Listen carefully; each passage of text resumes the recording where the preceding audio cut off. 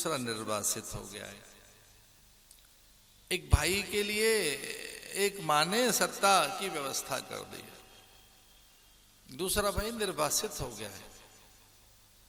दो परिवार और हैं जहां भाई ने सत्ता का लोभ देकर अपने भाई को निर्वासित कर दिया है कि यहां रह नहीं सकता।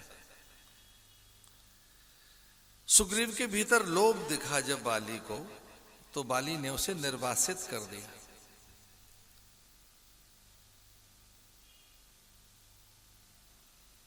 जब विभीषण के भीतर निष्ठा का अभाव देखा रावण ने, तो अपने भाई को निर्वासित कर दिया।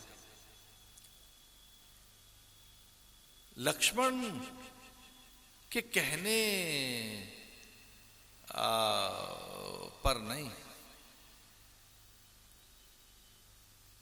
अपने विश्वस्त के भी कहने पर राम उपेक्षा करते हैं। जामवंत की भी, पूरे वानर समूह की भी। जो रणनीति है शत्रु के प्रति इतना विश्वास ठीक नहीं, फिर भी वो हनुमान की बात पे आ गए। हनुमान कहते हैं कि दोनों ही काम की चीज है ये। तो भाई के कहने पर राम निर्वासित हैं भरत के लिए, भरत को राज्य मिले तो राम निर्वासित है, सुग्रीव निर्वासित है, अपने राज्य में कहां रहता है। लंका में विभीषण भी नहीं है, वो भी निर्वासित है। इन तीनों के जो काम आ गया वो हनुमान है। राम के कोई कार्य निर्वासन काल में बिना हनुमान के पूरे नहीं होंगे। निर्वासन काल के जितने भी कठिन कार्य हैं, दुर्गम कार्य हैं, वो हनुमान के द्वारा सिद्ध हुए।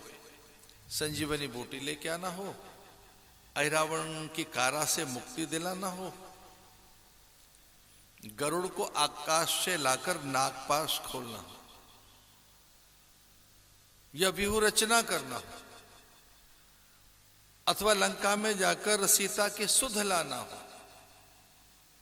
और ये बिना कौशल के, प्रबंधन के, बिना ज्ञान के, बिना धैर्य के, बिना कोई अलौकिक सिद्धि के संभव नहीं है।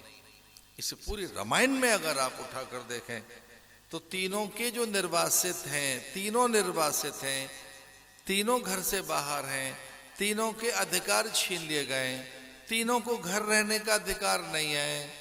उन तीन के जीवन में जो आ गया वो हनुमान है। राम भी तो निर्वासित है 14 बरस के लिए। 14 बरस राम वनवासी, घर में नहीं रह सकते। तो जो राम के निर्वासन काल में सहयोगी है उसका नाम हनुमान है। जो सुग्रीव के निर्वासन काल में सहयोगी है उसका नाम हनुमान है।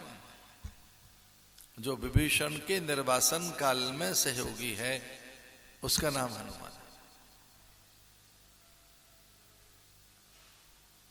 लक्ष्मण ने मना किया कि हमारे बीच नहीं रह सकता, ये शत्रु का भाई है, कुछ भी हो मैं विभीषण को अपने पास नहीं रहने दूंगा, मुझे इस पर संदेह है।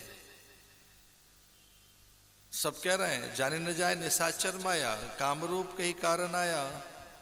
पता नहीं है कौन है, हमारे बीच में क्या भेद दे देगा, क्या भेद डाल देगा। जब युद्ध सामने हो तो ऐसे में अपरिचित का प्रवेश ठीक नहीं है।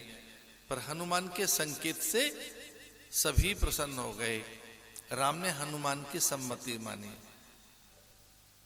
वैसे सुग्रीव के लिए एक इसका अर्थ क्या है? एक इसका अर्थ है कि जहां समाधान होता है वो चित्त का भ्रम दूर करता है।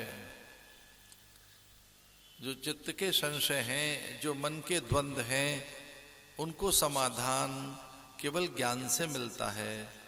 और हनुमान ज्ञानी नाम अग्रगण्यम है। हनुमान ज्ञान के देवता है, वो विचार का देवता है, वो समाधान का देवता है, वो स्वयं महादेव है।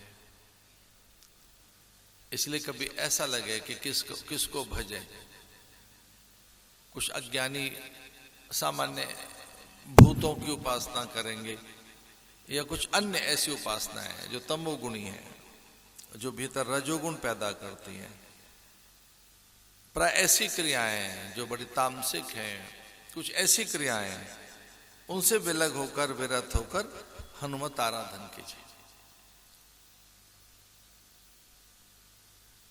उन जैसा कोई विनय ही नहीं है। हनुमान बैठे कैसे हैं? संसार की ओर पीठ करके और हनुमान की ओर हाथ जोड़कर बैठे, संसार की ओर पीठ करके। राम के अनुगत है, वो अनुपायनी भक्ति उनके पास है, छाया से भी दूर नहीं है। सीता मिलने पर अनुदान वरदान स्नेह का पात करने लगती है। अजर अमर गुड़ निधि सुत हो, करई बहुत रघुनायक छो। जो एक बार में ही अपना बेटा जैसा मान ले, वरदान की वृष्टि कर दे, सब कुछ अपना सौंप दे, ऐसा हनुमान का चरित्र है। जो परिस्थितियों में वैसा ही निर्णय लेते हैं कि सुरसा का बड़ा रूप है, अहंकारी को अहंकार से नहीं जीता जा सकता, तो छोटे बन जाते हैं। जस जस सुरसा बदन बढ़ावा, का तासु दून कपि रूप दिखावा। अहंकार में उलझो मत। कोई बड़ा अहंकार दिखा रहा हो, बड़प्पन दिखा रहा हो, तो छोटे बन जाइए, संयम से काम लीजिए, सरल बन जाइए। और इस प्रकार से सुरसा के मन को जीत कर जो निकल गया। मार्ग में कोई बाधा है तो सतर्क रहो। वो ऋतु की, काल की, व्यक्ति वस्तुओं की, पदार्थों की, परिवेश की, अर्थ की, सिंह का को यानी जो समुद्र में एक कोई निशाचरी है, उससे भी मुक्त होकर लंका में। तो कभी ऐसा लगे कि इष्ट का आराधन करना है तो हनुमान एक अद्भुत चरित्र है।